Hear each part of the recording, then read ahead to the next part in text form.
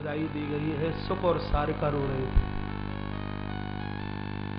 वृक्षों में से आंसू थे, वृक्ष रो पड़े। यहां तक कि लिखा है धीरज ऊपर धीरज भागा।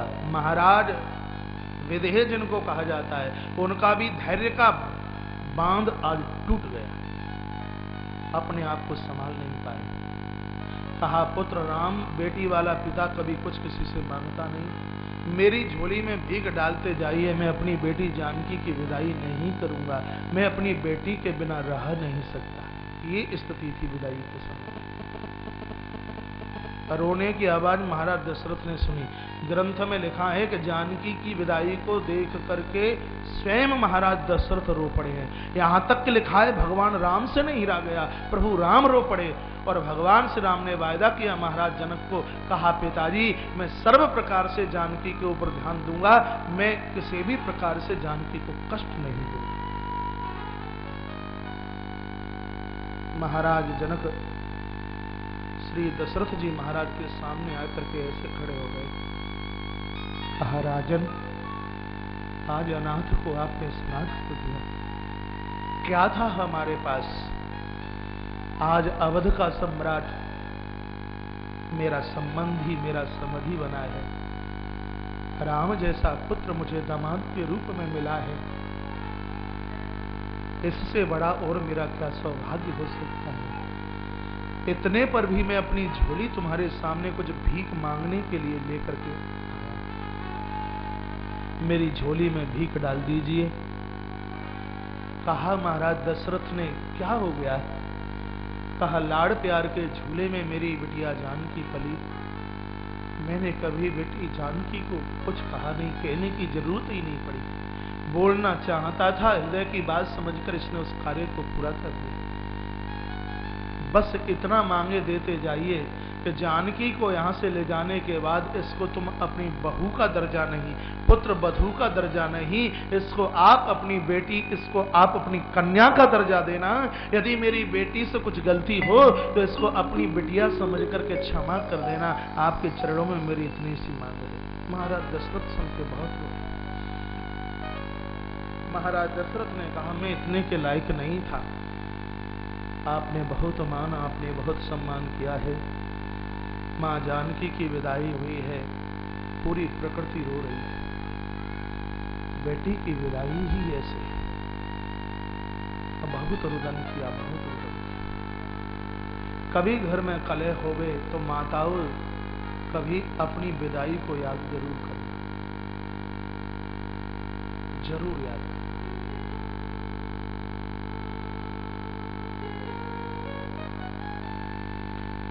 जो बहुएं सासू ससुर का आदर करती हैं उसकी मांग का सिंदूर सदैव शाश्वत रहता है। सुने, जो सासू और ससुर दूसरे की बेटी को अपनी बेटी का रूप देते हैं उनके बच्चों की लंबी आयु होती है, काल भी उन बच्चों का कुछ नहीं बिगाड़ सकता, ऐसा ग्रंथ में लिखा हुआ है।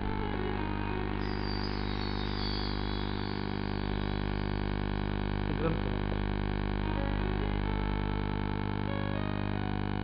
रो रो करके विदाई हुई है। यहां तक कि माता ने ये बोल दिया जानकी ने पिताजी को, पिताजी घर का जो भी कुछ है भैया लक्ष्मी निधि को दे देना। जानकी के भाई का नाम लक्ष्मी निधि है। मुझे कुछ नहीं चाहिए, अवश्य प्रार्थना इतनी सी है कि मैं अपनी मिथिला को छोड़ नहीं सकती। मुझे घर से पिताजी बाहर मत कीजिए, मुझे अपने आंगन की कपला गाय समझ लीजिए, मुझे अपनी छत की दीवार का कोई पंछी समझ लीजिए, कोई कोयलिया समझ लीजिए जिसका कोई अस्तित्व नहीं है। पिताजी मुझे घर से बाहर मत कीजिए। महाराज जनक बहुत रोए हैं। माता सुनैना तो छाती पीट पीट करके रोई है। यहां तक कि लिखा है प्रभु राम जानकी को लेके जा रहे थे तो महाराज जनक रथ के सामने जाकर के लेट गए। प्रभु राम ने खड़ा किया है, रोते रोते आगे की तरफ चले गए। महाराज तो अचेतन होकर के खड़े रहे। अवध में पहुंचना हुआ, माताओं को पता चला बहुओं की आरती उतारी जा रही है। महाराज दशरथ एक दीवाल को पकड़ पकड़ करके रो रहे हैं। कौशल्या की दृष्टि पड़ी और माता कौशल्या ने महाराज दशरथ को कहा, नाथ, क्या मिथिला में तुम्हारा कोई अपमान हुआ है? क्या किसी ने कुछ कह दिया है? आंख में आंसू क्यों है? महाराज दशरथ बोले हैं, कौशल्य, मेरा जीवन ज्यादा नहीं है, मुझे लगता है मेरी जिंदगी बहुत कम है। मैंने आज तक तुमसे कभी कुछ मांगा नहीं। राम के विवाह पर मेरी एक मांग है तुमसे। कौशल्या माता बोली, बोलिए। कहा, मांग इतनी सी है, तुम्हारे घर में ये 4 बहुएं नहीं 4 बेटी आई हैं। इनको बहुओं का दर्जा नहीं, इनको बेटी का दर्जा देना। कौशल्य, मैंने जानकी की विदाई अपनी आंखों से देखी है और ये मैं बता नहीं सकता कि अयोध्या तक मैं कैसे चल के आया हूं। तेरे घर में किसी बेटी की डोली नहीं निकली, इसलिए तू तो बेटी का मर्म नहीं जानती होगी। बेटी की विदाई मैंने अपनी आंखों से देखी। जिन घरों के विचार इतने सुंदर बन जाए, घर कभी बिखर नहीं सकता। घर को संभालना तो ये आपके हाथ की मजबूरी है। निवेदन करूंगा, आपके घर को उजाड़ने में आपके ही अपने बहुत हैं। आंखों से देखकर और कानों से सुनकर उसका विश्वास करना। इस संशयों में मैंने बहुत से परिवारों को बिखरते देखा, जो आपके खासम खास हैं, जिनके ऊपर आप कभी विचार भी नहीं कर सकते। आपकी ऊंचाई की जड़ काटने में वो ही लोग लगे हैं। किसी के बहकावे में मत आ जाइए। आपके सासू ससुर माता पिता हैं, आपकी बहुएं, आपकी बेटियां हैं। सौगंध तुम्हें भगवान की है, परमात्मा की है, जो बहुओं को बेटी का दर्जा ना दे। सौगंध तुम्हें भगवान की है, जो बूढ़े सासू ससुर को माता पिता का दर्जा ना दे। तुम्हारी भाभी तुम्हारे माता पिता को परेशान करी तो तुम्हें कैसा लगेगा? तुम्हारी बेटी को ससुराल में कोई परेशान करी तो तुम्हें कैसा लगेगा? ये पैसा किसी का माई बाप नहीं हुआ, ये आज है कल नहीं रहेगा। पैसा उनके पास बहुत होता है जिनका नाम में व्यासपीठ से नहीं ले सकता। सब कुछ पैसा ही होता है। आपके घर की संभ्रांतता, आपके घर की ऊंचाई, आपके घर का संगठन 500 वर्ष की ताकत को मुट्ठी में लाके रख देगा। संगठन से दूर दुर्योधन को देखिए, कोई रोने वाला नहीं रहा। संगठन के समुदाय में बंधे हुए 5 पांडवों को देखिए, जो पूरी कौरव सेना के ऊपर भारी पड़ गए। कृष्ण भी कहते हैं, मैं साथ उनका देता हूं जिनके अधर्म है, जिनके अधर्म नहीं है उनका तो संग मैं भी छोड़ देता हूं। अब ये नहीं ताली बजाएं, कमर मटकाएं, जी राम कथा सुन के आए। भरत चरित्र की कथा सुनने के गए और दूसरे दिन भैया पर मुकदमा थोप दिया ले जाके। क्या होगा? भरत चरित्र सुन। जानकी और कौशल्या की कथा सुन के गए हैं और बहू और सासू में हुड़दंगा हो रहा है। क्या होगा फिर उस राम कथा से? राम कथा जिंदगी देती है, जीवन देती है। बच्चों को चाहिए, जिस माँ ने 9 महीने पेट में रखकर तुम्हारी लातों को झेला, तुम्हें नहीं पता होगा कि कष्ट कितना हुआ होगा जन्म देते समय। जगत के हर ऋण से उऋण हो सकते हैं, ईश्वर भी मां के ऋण से कभी उऋण नहीं हो पाया, तो आप कैसे होगा? और जिन माताओं के बच्चे माता पिता की सेवा ना करते हो, तो उसका दोष किसे लगेगा? बोल दूं, बुरा तो न लगेगा, दोष बहुओं को लगेगा। प्रमाणित बात। अरे घर में भूख हड़ताल कर दीजिए, जिनके बच्चे माँ बाप जी को नहीं मानते, कह दीजिए हम भोजन नहीं करेंगे, हम रोटी नहीं खाएंगे, एक टुकड़े के लिए, एक चिथड़े के लिए। तो घर में कलह, घर में झगड़ा नहीं, कभी भी नहीं होना चाहिए। जो तुम्हारे भाग्य में लिखा है, तो लोकी भी उतर के आ जाए तो उसको वो काट नहीं सकता। ईश्वर भी चल के आ जाए, जो तुम्हारे भाग्य में लिखा है वो भी तुम्हारे भाग्य को रोक नहीं सकता। तो दुनिया क्या रोक लेगी आपके भाग्य? कान के कच्चे मत बनिए। भगवान शंकर कान में सांप डालते हैं। सर्प क्यों डालते हैं? क्योंकि बुराई कान के दरवाजे से अंदर प्रवेश करती है। आपके घर की बुराई कोई करे, मुंह के ऊपर तमाचा मारिए और कहिए द्वारा मुझसे बात मत करना, तो मेरे घर को उजाड़ने के लिए आए। राम वनवास नहीं होता यदि मंथरा मां कैकेयी को बहकावे में नहीं लाती होती। मंथरा नहीं बनना। राम कथा का संदेश है, परिवार का श्रृंगार कीजिए, बहुओं को आदर दीजिए, सासुओं का मान कीजिए, ससुर का मान सम्मान कीजिए। भाई बहुत लोग बैठे हैं, छोटे भाई को पुत्र का दर्जा और बड़े भाई को पिता का दर्जा दीजिए। माता पिता भी बहुत बैठे हैं इस पंडाल में। एक बेटा अमृत का कटोरा पिला दे और एक सल्फास घोल करके पिला दे, मृत्यु स्वीकार कर लेना, लेकिन बच्चों के बीच में कभी पक्षपात मत करना, ईश्वर कभी क्षमा नहीं करेगा, ऐसा ग्रंथ में लिखा हुआ। पक्षपात। आप शरीर से किसी के भी साथ रहिए, पिता में भीष्म शरीर से दुर्योधन के साथ रहता है, लेकिन अंदर से आशीर्वाद पांडवों की तरफ। और कभी कभी ऐसा हमें लगता भी है पिताजी भैया की तरफ है, छोटे भैया बड़े भैया की तरफ है, तो होता है कि पोटला जो होगा वो सब उसको ही दे जाएंगे। ऐसा कभी हो ही नहीं सकता। ये तो उनकी व्यवस्था है, इसलिए उनको रहना पड़ता है। बेचारों का मुंह सिल गया है, कुछ बोल नहीं सकते, क्या करें? वो दुखी हैं, वो परेशान हैं। आप उनकी परेशानी को समझिए, अर्थ को अनर्थ से मत जोड़िए। तो परेशान है, उनकी परेशानी समझिए, वो हृदय से तुम्हें आशीर्वाद दे रहे हैं। मुझे नहीं लगता कि दुनिया का ऐसा कोई माता पिता हो जो अपने बच्चों का उत्थान ना चाहे, भले ही वो लड़ते झगड़ते क्यों ना हो, लेकिन हर माता पिता अपने बच्चों का उत्थान चाहते हैं। प्रभु राम की कथा आप सुन रहे हैं। युद्ध की नौबत आई, भगवान वन के लिए चले गए, लेकिन घर में युद्ध नहीं होने दिया। नहीं बनती है रोटियां अलग कर लीजिए, लेकिन भाई भाई को बात न करे, सासू बहू आपस में बात न करें, धिक्कारता उस जीवन के लिए। इससे गिरा हुआ और जीवन कोई दूसरा नहीं हो सकता, संगठन ही शक्ति है। सामने वालों को जवाब दीजिए अपने संगठन के साथ। तुम्हें दृष्टि में लगता है, लेकिन मेरा परिवार मेरा है। बोली बांके बिहारी लाल की जय, शंकर भगवान की जय जय। जय श्री राधे, श्री राधे, श्री राधे श्याम।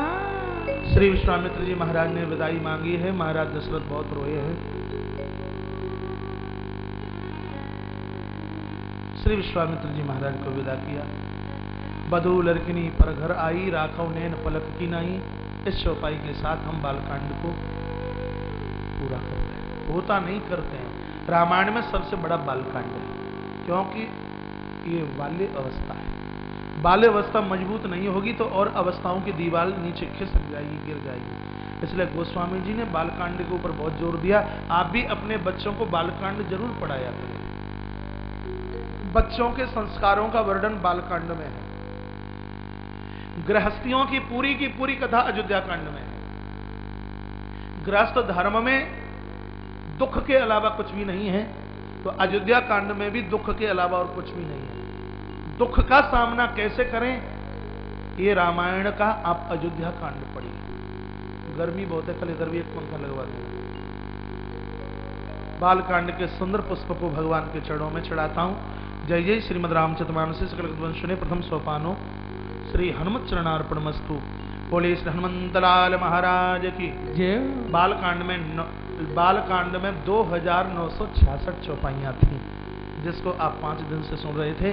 ये 2966 चौपाइयों को हम प्रभु के चरणों में चढ़ाते हैं। अब अयोध्या कांड में हम और आप महाराज करते हैं प्रवेश, जिसमें 2604 चौपाइयां और 325 दोहे, और एक एक चौपाई एक एक दोहा हमें हमारे भगवान के चरणों तक ले जाने का कार्य करेगा। सबसे पहले भगवान शंकर का आह्वान किया। गृहस्थ धर्म अच्छी तरह से चलाना है तो शंकर का रूप चोटी से लेकर के तलवे तक उसको पढ़ लीजिए।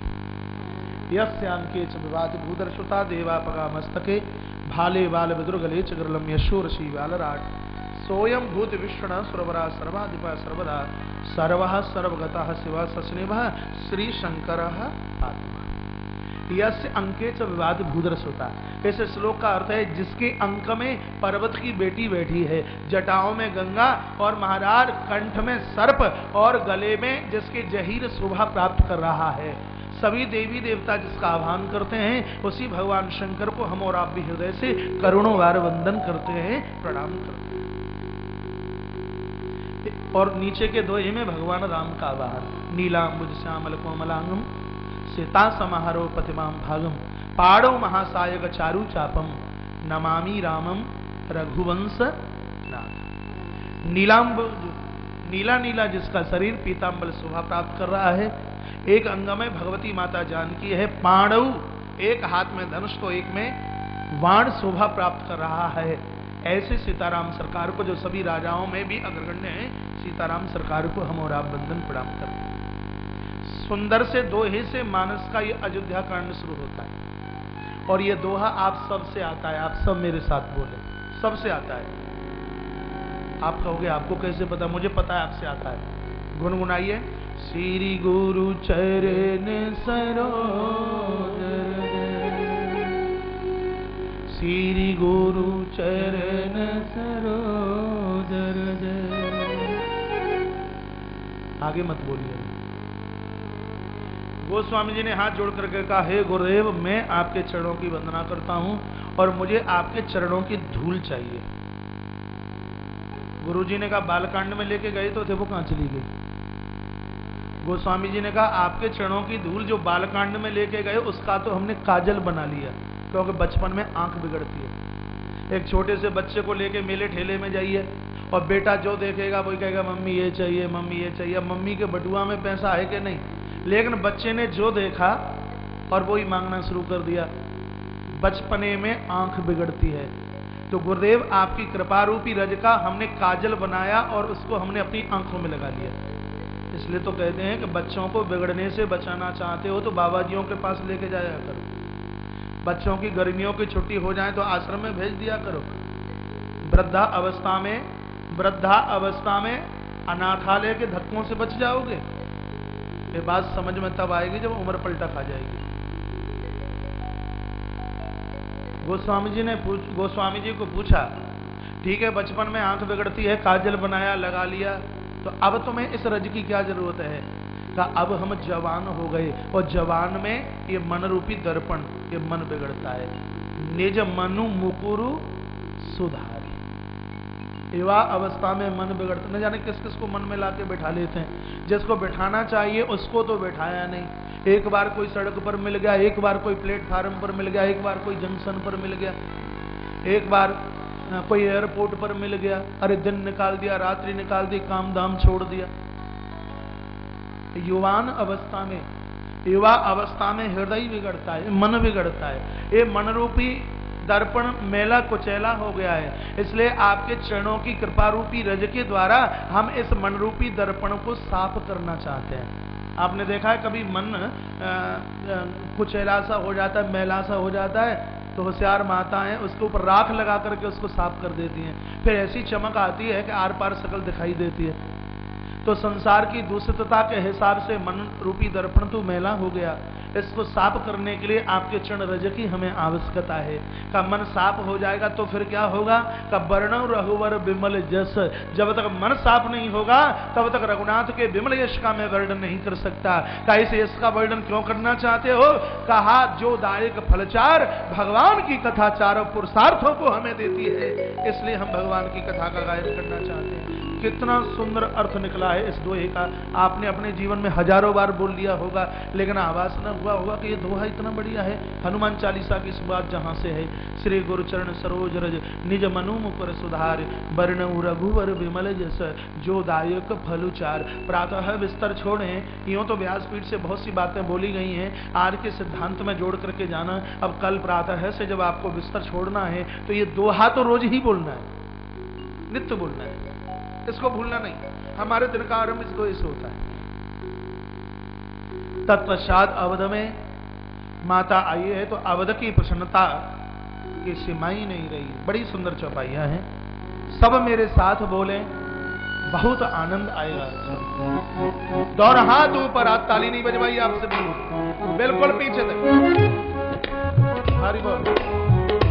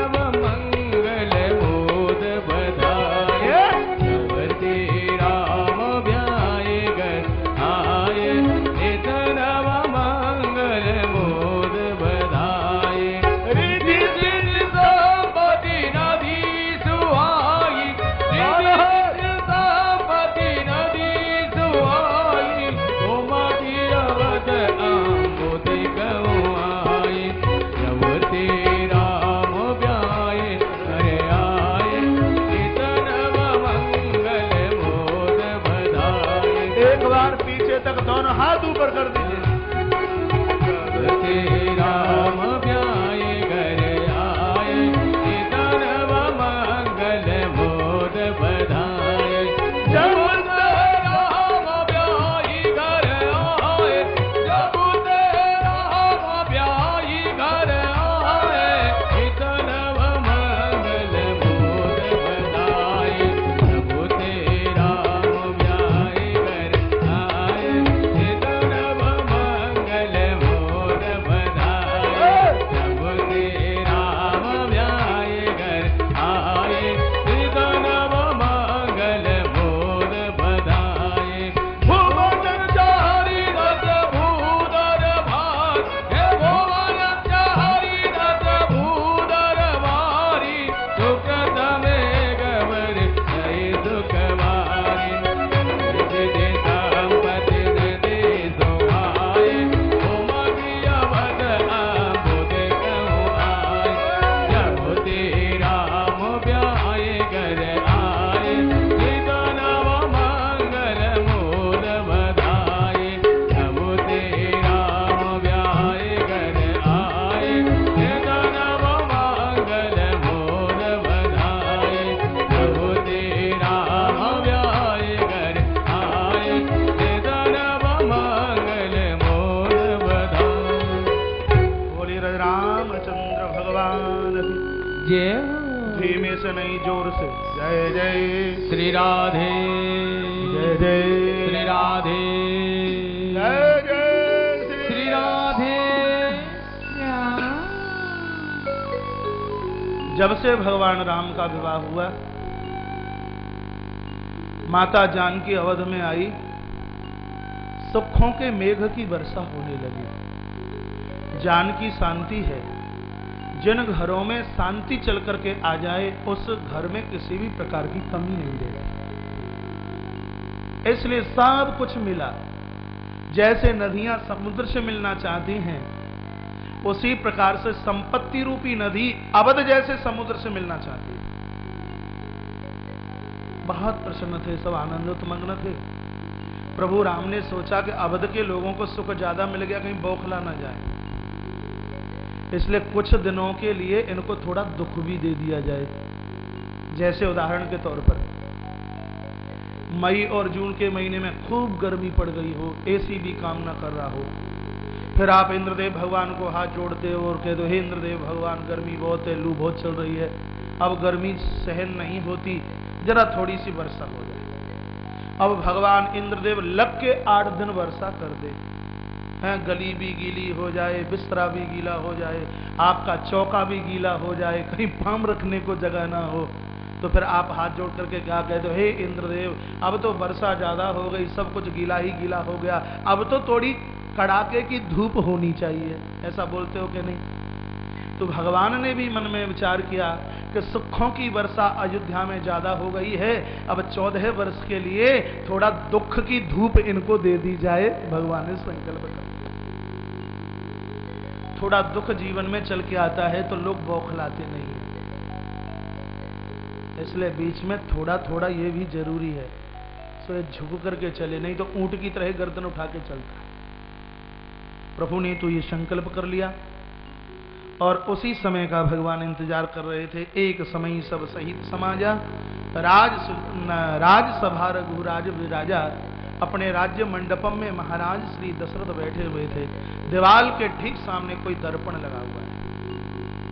एकाएक दर्पण के ऊपर दृष्टि पड़ी, लिखा गोस्वामी जी ने कि मुकुट थोड़ा तिरछा हो गया था, और जैसे ही मुकुट को सीधा किया तो कान के ऊपर का एक बाल महाराज को सफेद नजर आया। भारी कलेश हुआ, भारी दुख हुआ, और मन में विचार किया, मनऊ जरठपन अस उपदेश। कान के ऊपर का बाल ये संकेत कर रहा है कि अब तुम बूढ़े हो गए, भगवान का भजन वन में जाके करो। महाराज दशरथ का एक बाल सफेद हुआ, चिंता हो गई, यहाँ पूरा का पूरा मठ पक जाता है तो भी चिंता की बात नहीं, पूरा मठ पक गया, किला पक गया पूरा। रंग वालेंगे, तेरा भजन नहीं करेंगे। अरे भाई, जो 40 साल तक काले रख सकता है तो वो 80 साल तक नहीं रख सकता, लेकिन उसने ऐसा किया नहीं। क्यों? भगवान कहना चाहते हैं भरी जवानी में भाई बहुत तो काले काले काम कर लिए, अब तो सफेद काम यानी बढ़िया काम करे जिसमें तेरा उद्धार होगा। लेकिन सफेदी छिप आता है। कभी तो कोई महाशय जी आके पूछ रहे थे, महाराज जी ऊपर से तो रंग लगाते हैं, 1 लीटर यदि पी लें तो अंदर से काले निकल आएंगे क्या? तो अजमा करके देख ले।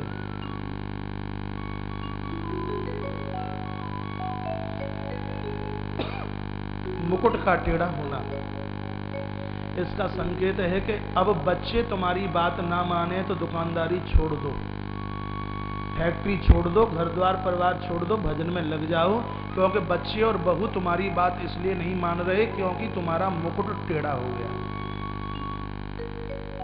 अब ज्यादा मत फंसो, इस दलदल से धीरे धीरे बाहर निकल जाओ। यदि रात्रि को जो दुकानें सड़क तक बिखरी रहती हैं तो दुकानदार को जागना पड़ता है। यदि रात्रि को आराम से सो ले तो बिखरी हुई दुकान को समेटकर अंदर रखना पड़ेगा। यदि वो बिखरी है तो दुकानदार सो नहीं सकता। अब इस वृद्धा अवस्था में भी तुमने सब फैला करके रख दिया है, तो जाग करके गुलामी करते रहिए। दुखों के अलावा और कुछ देखने को मिल नहीं सकता। बच्चे बात मानते नहीं हैं, बहू बात माने नहीं, अब जिम्मेवारियां इनको सौंप दो, दे दो मालकी उनको। अब तो मनु जी महाराज और माता शत्रुपा की तरह है, जैसे उन्होंने नैमिषारण्य क्षेत्र में 23,000 वर्ष तक भजन किया। आप भी घर के दायित्वों को बच्चों को सौंपकर एक छोटे से कमरे में आपका काम चल जाएगा। और मैया अभी इतनी बूढ़ी नहीं है कि 4 रोटी आपको ना बना पाई, चिंता ना कीजिए। ये नई रोटी दे दे तो धमकी दे दीजिए, तुलसी वन आश्रम वृंदावन चले जाएंगे, लेकिन तुम्हारी गुलामी नहीं करेंगे। 80 कमरे आपका इंतजार कर रहे हैं, आइए पधारिए, आपका बहुत मान सम्मान। वैसे मुझे लगता है कि अब ये कथा सुनकर के बहुएं झगड़ा नहीं करेंगे, तो मुझे लग रहा है यहां से मुकुट टेढ़ा हो गया। और ये तो सबका ही मुकुट टेढ़ा होना है।